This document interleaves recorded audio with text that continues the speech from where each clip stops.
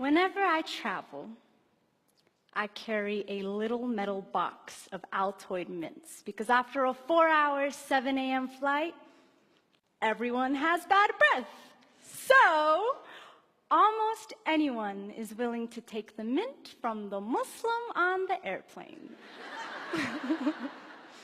And I know I've been successful when my neighbor turns and asks, "So, what's your name?" You see, even if there was an elephant in the room, I'm still the elephant in the room. Yeah, when an elephant offers you mints on an airplane, I'm fully aware that it's not always easy to accept. So when the courageously curious do pop the "what's your name" question, I try to make it worth their while.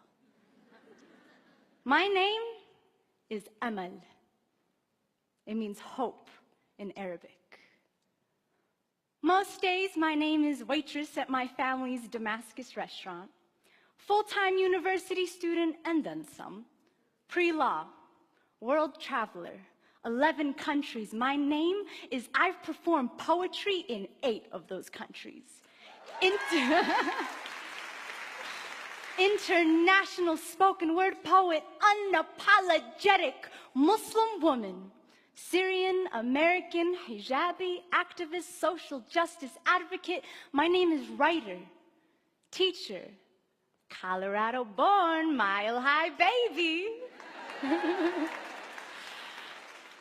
But at the airport, my name is random search.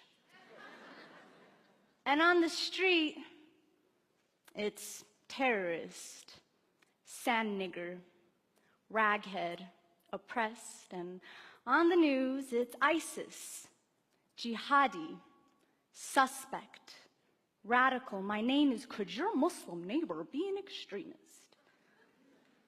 My mama, who wears the hijab, the Islamic headdress, is often referred to as "go back to your country." But she's from Iowa. And her nickname is Lisa Pizza. And it does not take more than a couple questions to figure out that her country is the Council Bluffs cornfields. But how would someone know this without asking? They say the shortest distance between two people is a story. Well, I elaborate on that to say that the greatest distance you can travel in the shortest amount of time is by asking someone their name. The way we name ourselves is a reflection of who we are. Our declarations, family histories, the things we believe, the morals we abide by, our homes, cultures, transformations. Like a Muhammad turned Mo, or a Lisa Pizza turned Iman. And how we name others and how, if we allow others to name themselves, is a reflection of our own declarations, of our courage and our fear. The malleability of a person's story must be self-determined, coming from the lips of the storyteller, not the anchorman, not the megaphone, not even the scarf on her head or the melanin in his skin, because no one can speak the names of billions in one breath unless it's in prayer. And oftentimes when we generalize, it isn't because we're praying. And when we don't ask someone their name, we're not asking for their story. In the world of mass media and rampant misinformation, it is hard for anyone, including myself, to deconstruct all these terrifying stories that we hear. And sometimes, instead of isolating them, individualizing them, we tend to paint a group of people with a broad brush, until suddenly, everyone with a hijab on is a raghead that needs liberating. Or everyone with white skin is a racist cracker. Or everyone with black skin is a fatherless nigger. Or everybody who looks like my father is gonna blow up the airplane. Or if the killer had a light complexion, he's just a mentally fragile lone wolf. And we come to this point where we feel like we don't even need to ask people their names because we already gave it to them. In Europe right now, a monumental name change is taking place that has completely transformed a humanitarian responsibility. Countries are deporting refugees. But when you watch news coverage, these refugees are being referred to as migrants. Because let's face it, deporting migrants sounds way more reasonable than deporting individuals who have been forced to flee their country because of persecution, war, and violence. The United Nations definition of refugee.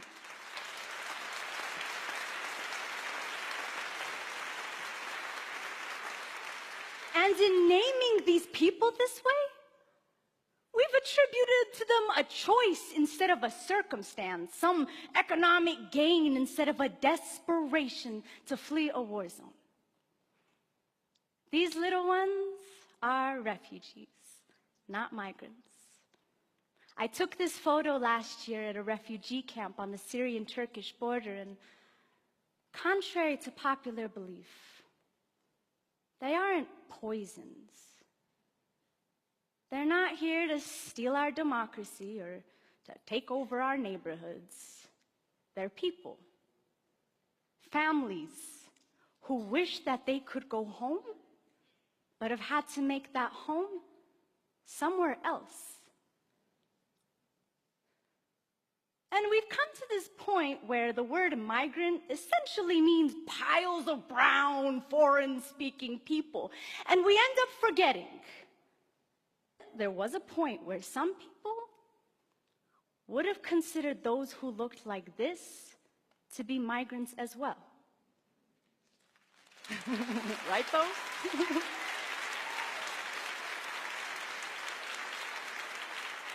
And it is in this forgetfulness that we assume, monopolize on people's stories, attribute their race, social class, religions, clothing to the names that we chose for them.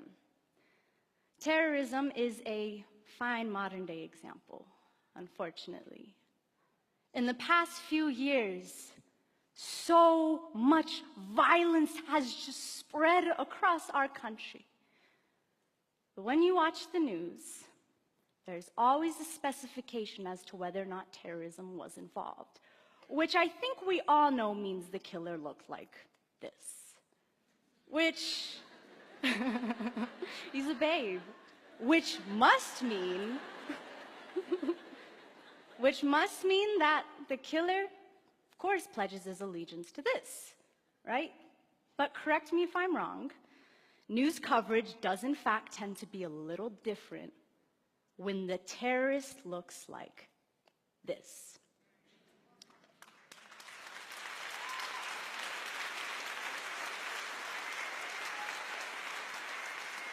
And it ultimately has us forgetting that terrorism, by definition of terrorism, has always come in all shapes and colors.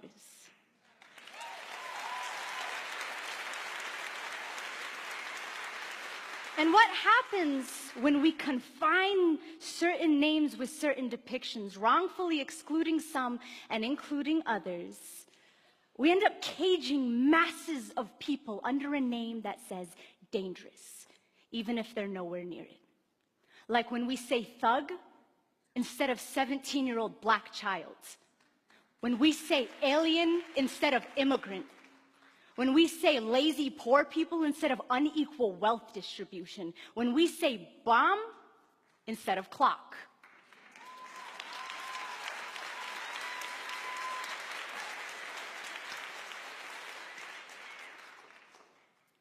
This man's name is Craig Hicks. He's often referred to as a parking dispute, but his real name is a man who shot and killed 3 Americans in their homes in their heads, execution style, because they were Muslim. His name is hate crime.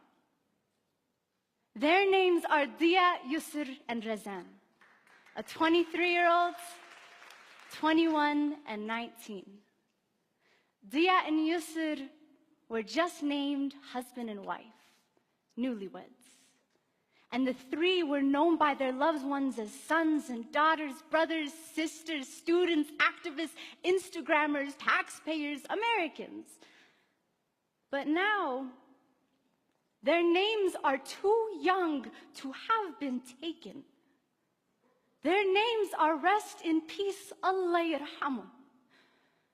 Hicks did not ask them their name. He assigned it to them when he assigned them each a bullet, named him a threat to his America, and as a result, took their lives. This is a photo on Dia and Yusr's wedding day.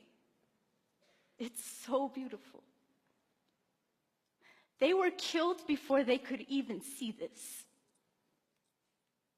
Studies show that during breaking news coverage, the first story is the one that sticks, even if it isn't true. Like during the Paris attacks, when there was talk that refugees were dangerous because they found a passport, only to later confirm that there were no Syrians or refugees involved. But when we have such a huge habit of misnaming people, it's easy to overlook these kinds of mistakes. And this is exemplary of what happens in a culture of fear. In a society that doesn't ask one another their names, and you end up with the mouth of an anchorman or the mouth of a gun doing all the talking. On September 11th, 2001, I attended a private K-8 Islamic school. And within the first hours of the tragedy, my school received 2 bomb threats. The word terrorist was not on my spelling list, but all of us kids picked it up pretty soon after. And in naming us terrorists amidst this mass tragedy that affected us as Americans too, in the words of Dalia Mujahid, we were not just mourners, but we were suspects as well. But a few months ago, me and my very handsome white boy-looking brother named Usama and I were at the museum buying planetarium tickets, and an elderly white man walked up to me and said, "I'm sorry about everything you must be going through right now. I want you to know that not all Americans believe what these buffoons are saying. And I want you..." Yeah, he used the word buffoons. And he said, "I want you to know that we stand by you." Now, had I not been wearing a little piece of my identity on my head, he wouldn't have known to tell me this. And even though he didn't ask me what my name was, he instead told me his. I have learned from experience that when someone really wants to know, they will be willing to cross that threshold of fear and find out that my name means hope. And then they'll have the courage to ask the much more important questions that probably only I can answer. Like, what's that thing on your head? Were you forced to wear it? Are all Muslims really violent people? Does the Quran really say to kill all of us? Can you please tell me what's up with ISIS? And these questions, though seemingly uncomfortable, are how I know that I have been humanized, and are how the courageously curious know that really, I'm only as scary as the silence fear festers in. Upon meeting someone new, we ask their names. We do not assign it to them. And with that name, we are given ancestry, bloodlines and dialects, books and poems, perspectives, wars, struggles, and survival stories. What's your name is such a short distance to cross. But when you ask me, ooh, buddy, I'm gonna take you from Kuala Lumpur to Barcelona to Beirut. We're gonna go to Damascus, to Sydney, to Trinidad and Tobago. I will show you Mecca. My closet with 70+ international scarves, the graves of my 31 family members who've been killed in Syria, the coffee shop that I hang out at and do my homework. But we must have the courage to claim our curiosity, to go beyond anything we ever knew, anything we ever feared. But it takes two. The elephant who offers the mint,